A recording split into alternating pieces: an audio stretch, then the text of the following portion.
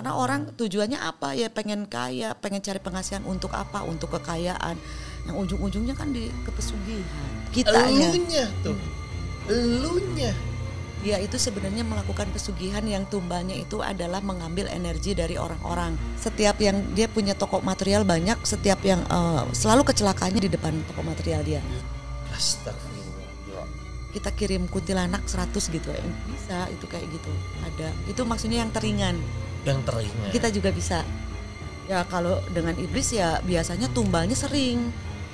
Itu sebenarnya pocong itu bisa visual ketika foto kita memang ada yang ada yang lilit pakai kain putih. Dari mulai hari ini kamu ngomong, saya udah bilang, saya nggak terima.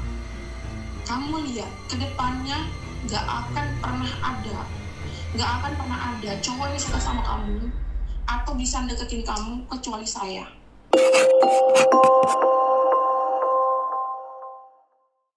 Kembali lagi di Unseen, ruang untuk merasakan karena tidak semua bisa dilihat.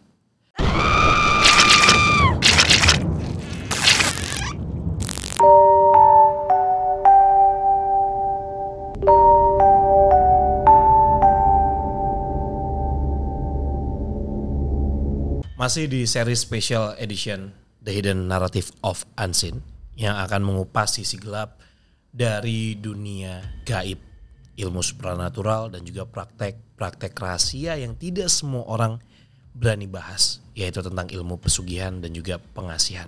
Ya, jadi ini masih sejalan sama pembahasan kita hari ini. Memang banyak juga nih yang tergiur tapi sedikit yang tahu akibatnya. Padahal kan di balik itu semua ada ritual, ada tumbal, ada perjanjian gaib yang gak main-main. That's why kita akan bongkar praktik gelap tersebut bareng sama Bunda Ana. Apa aja sih jenis-jenis dari pesugihan atau pengasihan gitu? Kalau pengasihan banyak ya. Jadi pengasihan dan pesugihan biasanya mereka juga satu, Bang Fad. Gini, ada orang misal yang lagi ngetren gundik ya. Nah, misal ada orang dan sampai zaman sekarang itu kan banyak. Misal kita itu kan ingin pengasihan kan. Mereka tuh tujuannya ingin pengasihan. Tapi kan ujung-ujungnya kan kita nggak pernah tahu datang ke paranormal atau datang ke juru kunci yang ujung-ujungnya kan tadinya mau nyari pengasihan, ujung-ujungnya kan dilarikannya ke pesugihan. Karena orang nyari pengasihannya tujuannya untuk apa? Untuk kekayaan.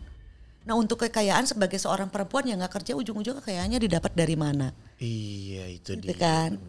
Belum tentu untuk, kecuali beda lagi ya, saya memang kerja di kantor ini supaya atasan saya sayang atau enggak proyek saya gul itu beda kan. Beda. Tapi kan kebanyakan orang dari pengasihan, pemikat dan pesugihan itu jadinya sinkronisasi kalau menurut Bunda. Karena orang tujuannya apa ya, pengen kaya, pengen cari pengasihan untuk apa? Untuk kekayaan. Yang ujung-ujungnya kan di kepesugihan. Ujung-ujungnya ya. Jadi itu topeng aja dulu pengasihan dan segala macam awalnya. Karena balik lagi kayak ke hati orangnya itu mau gimana. Betul, tujuannya. Jadi terus juga jangan nyalah-nyalain gaib. Gaib itu didatengin loh Bang Fad. Manusia yang datengin kan, nggak selalu gaib yang nawarin. Betul, jadi jangan nyalain gaibnya. Iya, selalu disalahin. Kitanya. Elunya tuh. Elunya. Niatnya tuh kayak gimana gitu. Iya. Tapi Bun, ada tumbal nggak sih yang biasa diberikan untuk praktek ini? Macam-macam Bang Fad. Ada yang pakai tumbal. Nah, tumbal juga kan orang pikir tumbal itu tumbalnya manusia, bayi. Ada juga yang tumbalnya energi. Makanya kita harus berhati-hati. Dia itu sebenarnya melakukan pesugihan yang tumbalnya itu adalah mengambil energi dari orang-orang. Makanya dia akan masuk ke lingkungan orang kaya. Masuk apa ke tempat dugemnya, apa ke perusahaannya. Padahal dia lagi menyedot energi-energinya yang sehingga orang-orang itu tiba-tiba jadi hancur atau jadi sakit-sakitan. Usahanya jadi hancur, energinya diambil. Itu juga termasuk tumbal. Orang-orang yang enggak siapapun nggak kenal gitu. Iya. Wih, bahaya sekali yang kayak gitu. Banyak. Jahat dong dia tuh. Iya, karena kan itu nyuri energi jatuhnya. Nah, ada juga tergantung. Kalau zaman dulu ya sampai zaman sekarang sebenarnya pernah dengar ngipri nggak? Ngipri. Apa tuh? Ngipri itu pesugihan yang dinikahkan sama ular, siluman ular. Itu nama jenisnya ngipri. Kan kalau ke babi mah ngepet. Oh. Bentar. Tadi kalau ngipri itu nikah sama ular. Sama ular. Iya. Ini, bisa cewek bisa cowok. Oh bisa cewek bisa cowok. Ada dua-duanya, raja dan ratu ular. Raja dan ratu. Oke. Siluman tapi ya itu nikahnya. Kalau ngepet sama babi. Ini yang saya tahu ya kan babinya kita harus jagain lilin. Ini apa dinikahin sama babi? Kebanyakan sih kalau yang Bunda tahu ya, yang sepengetahuan Bunda itu biasanya nikah.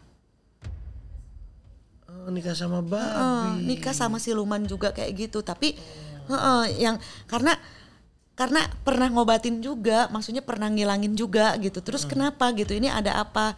Ternyata dia pernah nikah sama siluman babi, sama siluman ular tuh di gunung apa. Ada sih nggak Bunda nggak mau sebutin ya tempat-tempatnya. Karena kalau Bunda kalau bukan pengalaman sendiri nggak berani ngomong kayak gini. Ya, oke. Jadi kayak yang dinikahin sama ular, kalau pesugihan itu buta. Itu Bunda ngobatin kalau yang kayak gitu, ngelepasin. Buta tuh gimana? Dia pelihara buto ijo. Oh buto ijo. Buto gitu. Baru dia tumbalnya setiap yang dia punya toko material banyak, setiap yang selalu kecelakaannya di depan toko material dia. Astagfirullah, gila. Berarti zalim sama orang lain dong itu. Iya itu tumbalnya massal. Karena yang lewat di depan materialnya dia. Bunda ngobatinnya saudaranya dia gara-gara kalau kata bahasa Sundanya udah di sawenan tuh ada cirian gitu, ditandain. Ada satu ruangan yang ditutup dan dia punya material banyak, kecelakaannya di situ dan si orang tuanya itu memang udah sakit-sakitan tuh udah kayak pernah hilang balik lagi. Nah itu Bunda pernah ngelepasin itu. Nah ini ada pengalaman tim saya nih Bun, beberapa bulan lalu kalau nggak salah itu, dia kan nggak sensitif, ya kan, tiba-tiba dia ngeliat pocong. Itu sebenarnya pocong itu bisa visual ketika foto kita memang ada yang ada yang lilit pakai kain putih. Ini kita lagi ngedetect nih apakah di pelet gitu atau apa gitu. Iya, biasanya ada yang melakukan ritual pelet itu kan macam-macam fotonya, ada yang dibungkus pakai kain putih, ada yang ditanam, ada yang dilarung, ada yang diapa gitu kan. Nah, untuk korban sendiri rasanya apa? Rasanya korban pelet. Biasanya yang pertama, orang tersebut biasanya nggak pernah mengalami gangguan tidur. Nah, gangguan tidurnya tidak pernah mengalami gangguan tidur tapi ngedadak jadi tidurnya susah. Kalaupun tidur kebangun tengah malam. Dan ya itu yang Bunda bilang tadi, cakra jantungnya sering deg-degan gak karuan. Moodnya juga sering tiba-tiba sedih, tapi tiba-tiba kalau inget seneng. Jadi biasanya orang kena pelet itu awalnya benci tapi rindu. Sebenarnya sebel, tapi suka tiba-tiba kangen. Terus suka gak sadar kalau ngomongin orang itu depan orang tuh tiba-tiba soalnya orang itu yang terbaik gitu. Pengen ngasih bintangnya 1 gitu. Iya, tapi tiba-tiba juga bintang 5 gitu. Nah ini mungkin segmen yang akan ditunggu-tunggu karena kita akan langsung Bun telepon dan denger ceritanya. Nanti kita simak dulu aja seperti apa ya. Halo Dewi ya.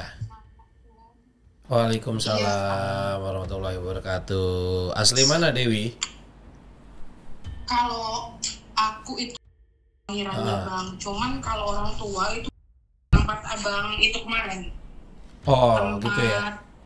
Abang syuting yang terakhir film. Itu nggak jauh dari situ, kita di kabupaten juga. Oh di Oke, boleh silakan. Aku manggilnya Dewi aja ya, namanya kita samarkan ya. Oke, silakan Mbak Dewi cerita dulu gimana ceritanya seperti apa. Oh ya, jadi aku itu punya pengalaman aneh sampai akhir-akhir ini gitu dari SMP. Aku bilang, ya emang itu kan, emang kita nggak seharusnya pacaran, aku bilang gitu. Terus tiba-tiba dia bilang gini Bang, oh oke, kalau kamu maunya kayak gitu, intinya kamu harus tahu siapa saya, katanya ngomong kayak gitu. Maksud kamu gimana? Ya kamu harus tahu siapa saya, katanya. Saya kalau saya suka sama orang, saya sesetia itu dan saya bahasanya kalau zaman sekarang itu ambisius lah, seambisius itu, kata dia gitu. Pokoknya kamu berarti nilai orang itu dari tampang, dari penampilan, dari kantongnya. Jadi menurut kamu saya ini nggak selevel sama kamu karena kamu anak orang kaya, saya cuma tukang di rumahmu. So aku bilang nggak begitu Om, cuman kan memang kenyataannya begitu, kata gitu kan. Enggak, katanya. Sekarang kamu harus tahu. Dari mulai hari ini kamu ngomong, saya udah bilang, saya nggak terima. Kamu lihat, ke depannya nggak akan pernah ada. Nggak akan pernah ada cowok yang suka sama kamu atau bisa deketin kamu kecuali saya. Sampai kapanpun itu.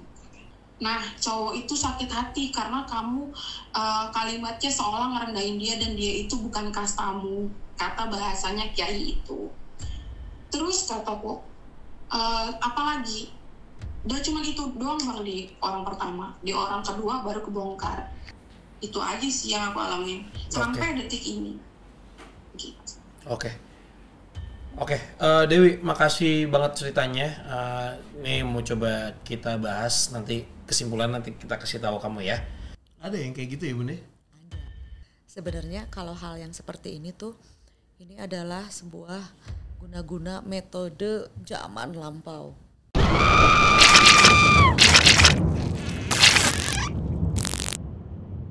Kalau kata Sunda mah seng serang panon ditinggalieun anak, jadi urang teh kan meni asa kabayang wae galau wae dipiceun dibuang eta anu katingali wae dina rarai reupeurem kadeuleu beuntak karasa cenah meni sagala peureum teh katingali beuntak karasa eta si jelema eta dipiceun. Tapi kalau menurut Bunda Ana, kenapa orang masih mencari jalan ini padahal resikonya besar? Karena orang tujuannya apa ya, pengen kaya, pengen cari penghasilan untuk apa, untuk kekayaan. Yang ujung-ujungnya kan di kepesugihan. Setiap yang dia punya toko material banyak, setiap yang selalu kecelakaannya di depan toko material dia. Astagfirullah, gila. Kita kirim kuntilanak 100 gitu, bisa itu kayak gitu. Ada, itu maksudnya yang teringan. Yang teringan. Kita juga bisa. Ya kalau dengan iblis ya biasanya tumbalnya sering. Itu yang akhirnya kita pilih. Yang katanya dia sudah pernah merasa di pelet ya. Di pelet selama kurang lebih 17 tahun.